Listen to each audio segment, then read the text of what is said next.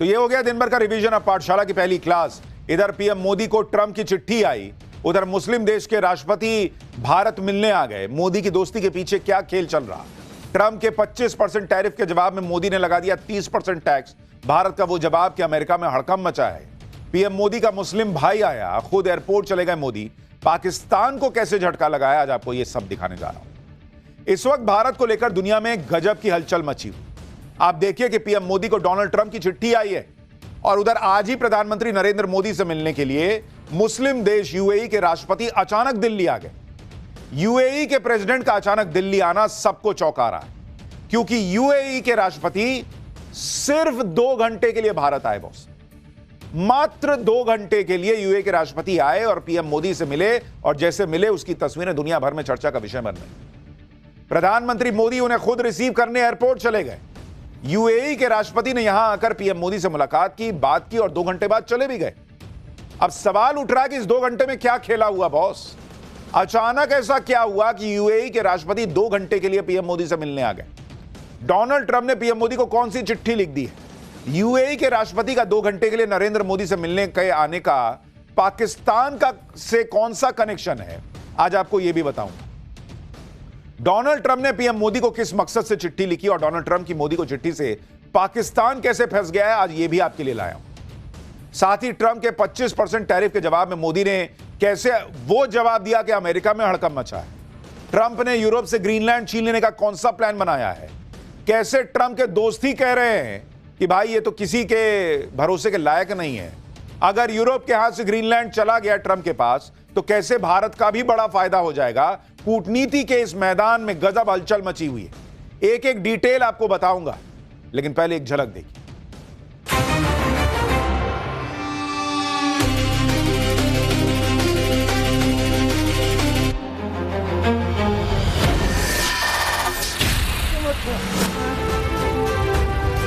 If we don't take Greenland, Russia or China will. But one way or the other, we're going to have Greenland. Poland should display zero tolerance for terrorism and not help fuel the terrorist infrastructure in our neighborhood.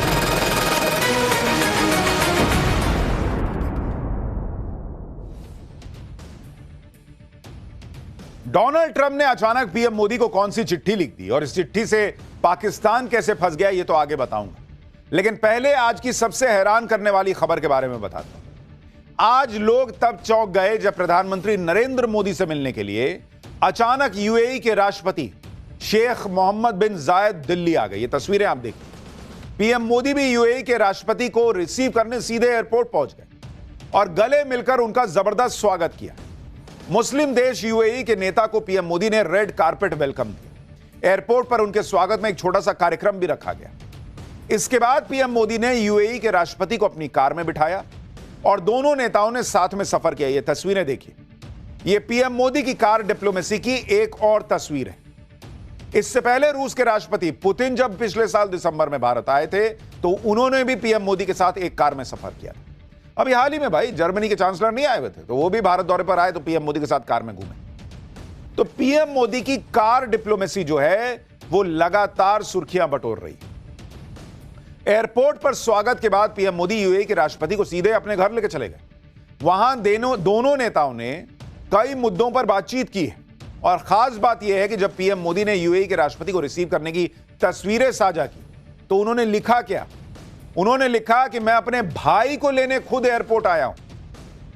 तो मुस्लिम भाई जो मैं कह रहा था, वो हम नहीं कह रहे हैं, नरेंद्र मोदी कह रहे हैं भाई कि मैं अपने भाई को लेने एयरपोर्ट आया हूं। सोचिए कैसे करीबी रिश्ते हैं उनके और यूएई के राष्ट्रपति के।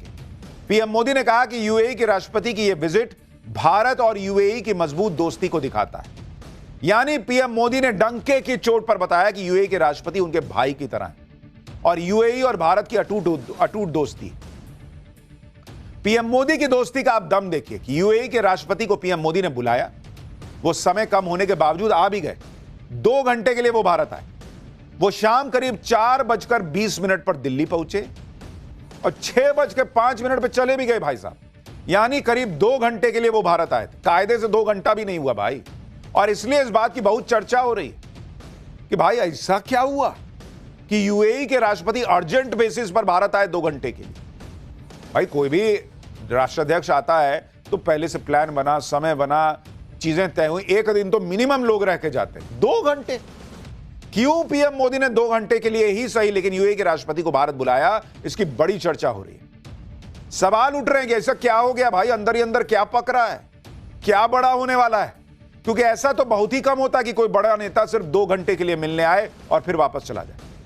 इसका मतलब यह है कि पीएम मोदी और यूएई के बीच कुछ ऐसे मुद्दों पर बात हुई होगी जो हाल फिलहाल की घटनाओं से जुड़ी, या फिर पीएम मोदी ने यूएई के राष्ट्रपति को एक जरूरी संदेश देने के लिए बुलाया होगा। लेकिन फिर सवाल है कि ऐसा क्या संदेश जो फोन पे नहीं दिया जा सकता था? ऐसी कौन सी बात जो सामने आमने सामने बैठकर होनी जरूरी थी?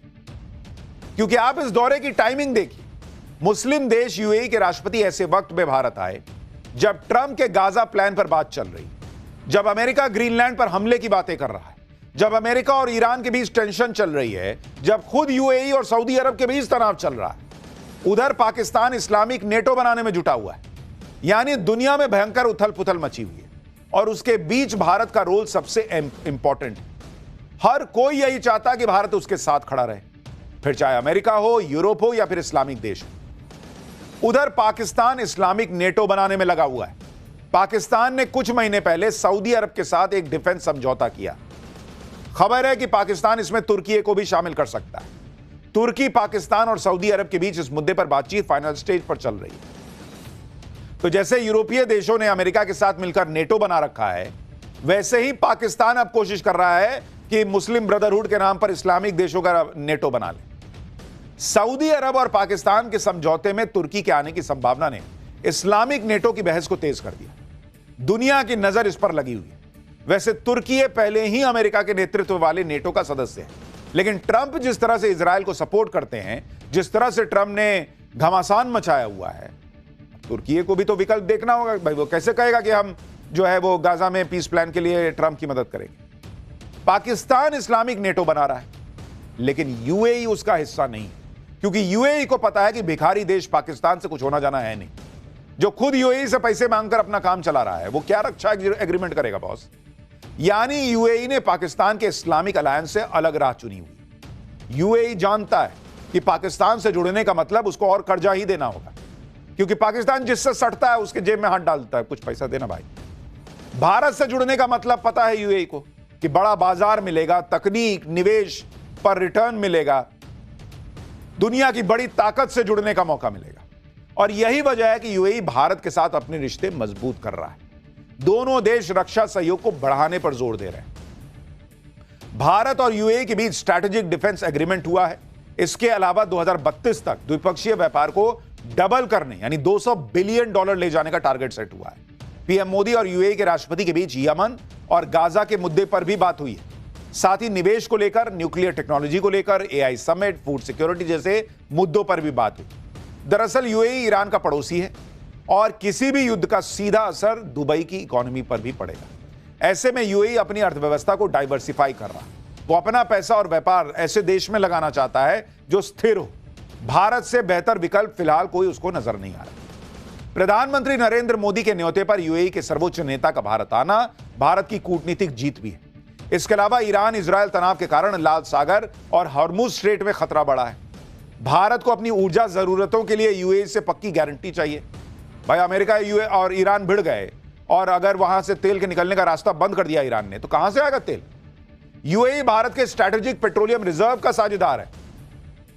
इसलिए पीएम मोदी के कहने पर 2 घंटे के लिए भी अगर अल नयान यहां आए हैं तो उसके बड़े मायने हैं।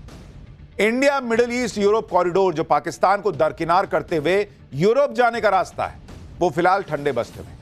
इस दौरे में इसे फिर से जिंदा करने पर बात हो सकती है, जो चीन के बीआरआई और पाकिस्तान के ग्वादर पोर्ट का जवाब होगा। यूएई के पास पैसा है, भारत के पास बाजार है। गल्फ में युद्ध के खतरे को देखते हुए यूएई अपना भारी भरकम निवेश भारत के इंफ्रास्ट्रक्चर और शेयर बाजार में शिफ्ट करना चाहता है। यानी ये 2 घंटे की यात्रा जरूर थी, लेकिन इसके मायने बहुत बड़े थे। भारत आज की डेट में खुद डिफेंस में इतनी बड़ी ताकत बनता जा रहा है कि हमारे यहां की बनी मिसाइलें, रॉकेट और दूसरे हथियार दुनिया के देश खरीद रहे हैं। आप देखिए कि पहली बार भारत में बनी स्वदेशी पिनाका रॉकेट की पहली खेप आर्मेनिया रवाना हो गई।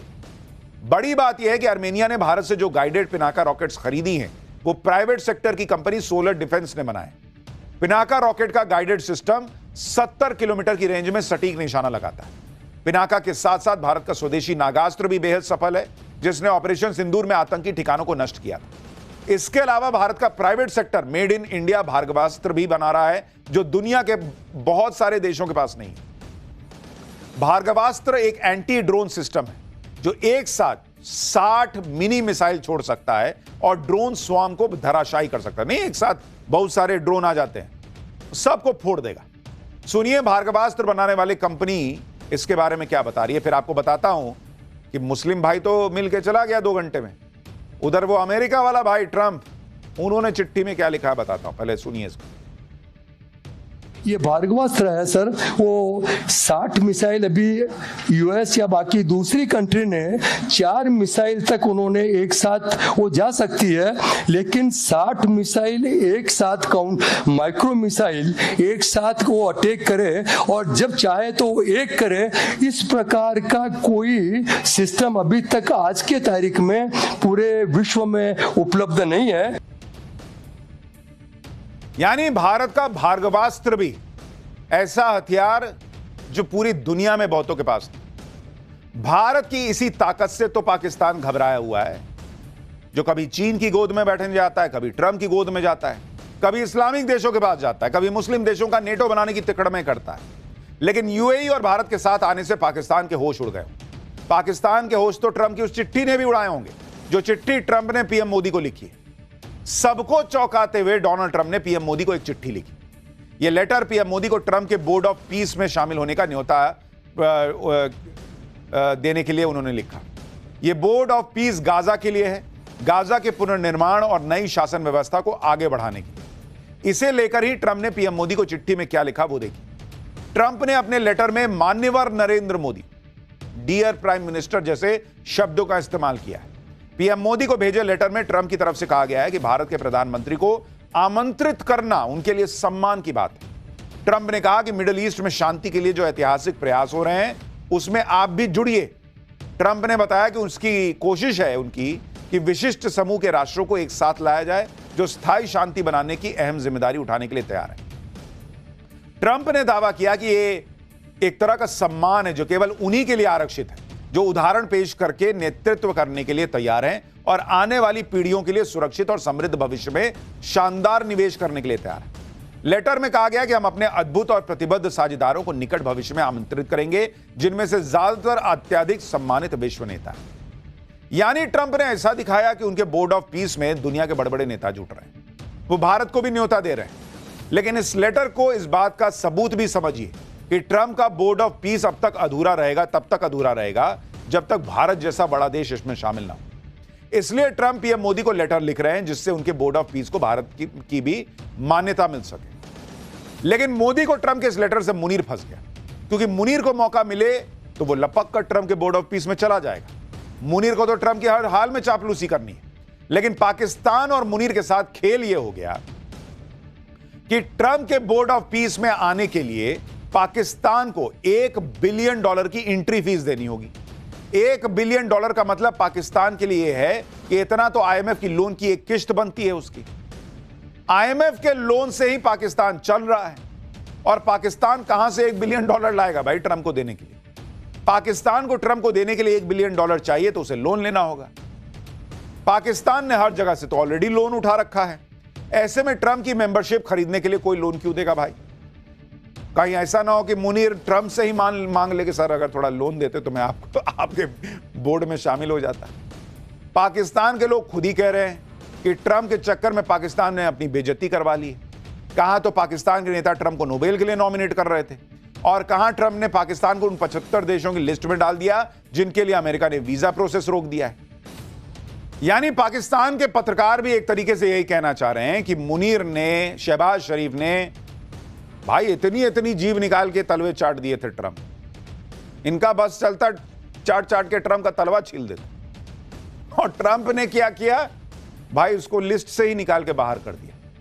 ट्रंप की चापलूसी के चक्कर में मुनीर पाकिस्तान की छीछालेदर करवा रहा है, लेकिन भारत ट्रंप को तगड़ा जवाब दे रहा है। ट्रंप के टैरिफ वॉर का जवाब देते हुए भारत ने भी अमेरिका पर टैरिफ लगा दिया। भारत ने अमेरिका से आयात होने वाली दालों और फलियों पर 30% टैरिफ लगा दिया है। अब अमेरिका के सांसद कह रहे हैं कि अरे ये तो गलत है, वो ट्रंप से अपील कर रहे हैं कि भैया इसको हटवाइए। भारत ने पिछले साल 30 अक्टूबर को अमेरिका पर टैरिफ लगाया था। अब ये जो है इसको लेकर अमेरिका में बवाल मच रहा है कि भाई ये तो आप 25% लगाए, इधर से 30% लगे तो नुकसान हो रहा है। ट्रंप टैरिफ से सबको धमका रहे हैं, लेकिन भारत इन धमकियों से डर नहीं रहा। उल्टे भारत जवाब दे रहा है और शांति से।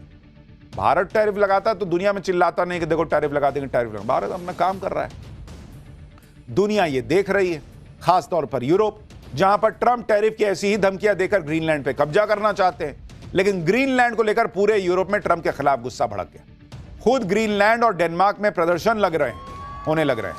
ग्रीनलैंड बिकाऊ नहीं के नारे लग रहे हैं। कहा जा रहा है कि ऐसा प्रदर्शन ग्रीनलैंड और डेनमार्क में कभी नहीं हुआ। आप देखिए कितनी ठंड है भाई, उस ठंड में लोग निकल गए हैं बाहर प्रदर्शन करने के लिए। अगर ट्रंप और यूरोप के बीच ऐसे ही टकराव चलता रहा, अगर ट्रंप ऐसे ही टैरिफ की धमकियां देते रहे, तो ट्रंप और यूरोप के बीच घमासान बढ़ जाएगा और इसका फायदा भारत को हो सकता है। इस टकराव की वजह से व्यापार को लेकर भारत और यूरोप करीब आ सकते हैं। भारत और यूरोपीय यूनियन के बीच फ्री ट्रेड एग्रीमेंट को लेकर लंबे समय से बातचीत चल रही है और अब वो और तेजी से आगे बढ़ सकती है। इससे भारत के फार्मा, टेक्सटाइल, रत्न और आभूषण, स्टील, ऑटोमोबाइल, सोलर उपकरण और लेदर जैसे क्षेत्रों में तेजी आ सकती है। पिछले साल जुलाई में भारत और ब्रिटेन के बीच फ्री ट्रेड डील हो चुकी है। यानी भारत के लिए आपदा में अवसर वाली स्थिति है और इसीलिए भारत देखिए अपना चुपचाप कैलकुलेटेड जो है अपना काम कर रहा है। अमेरिका इससे भी लड़ रहा है, उससे भी लड़ो तुम सबसे, हमको क्या है। जिससे लड़ोगे अल्टीमेटली भारत इतना बड़ा बाजार है कि उनको हमारे पास आना ही पड़ेगा। हम दुनिया की सबसे तेजी से भागती अर्थव्यवस्था है, लोगों को हमारे पास आना ही पड़ेगा और भारत के लिए इसमें नए बाजार खुलेंगे। यूरोप को भी भारत जैसी तेजी से बढ़ती अर्थव्यवस्था का साथ मिल रहा है। ट्रंप से टकराव के बीच कैसे यूरोप और भारत करीब आ रहे हैं, उसे आप इस बात से भी समझिए कि आज ही यूरोपीय देश पोलैंड के विदेश मंत्री भारत आए। यूरोप के देश भारत से लगातार दोस्ती गहरी करने में जुटे हैं, क्योंकि यूरोप को पता है अगर ट्रंप की वजह से व्यापार का नुकसान हुआ तो भारत के अलावा कहां जा सकते हैं। भारत भी यूरोप के साथ व्यापार को बढ़ा रहा है, लेकिन भारत आप देखिए कैसे आज की डेट में बिजनेस करेगा, लेकिन अपने हित से समझौता नहीं करेगा। उसका एक और उदाहरण देखिए। भारत देख रहा है कि पाकिस्तान को लेकर किसकी क्या अप्रोच है।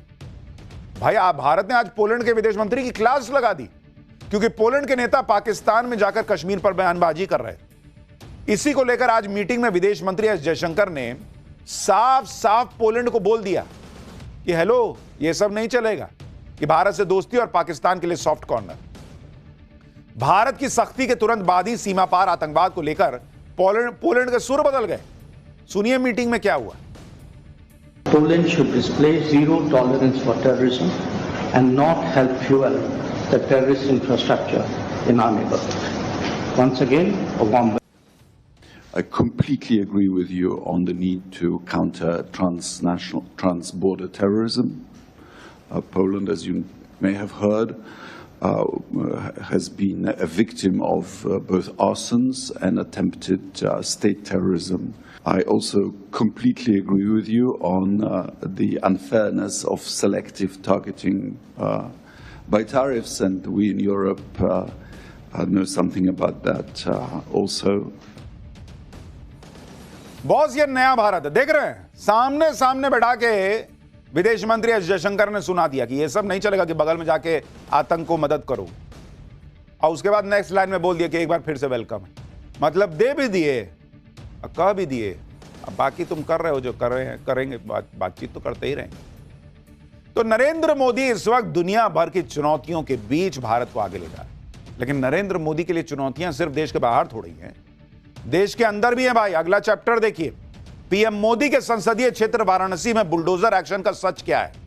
मणिकर्णिका घाट पर कौन झूठ फैला रहा है।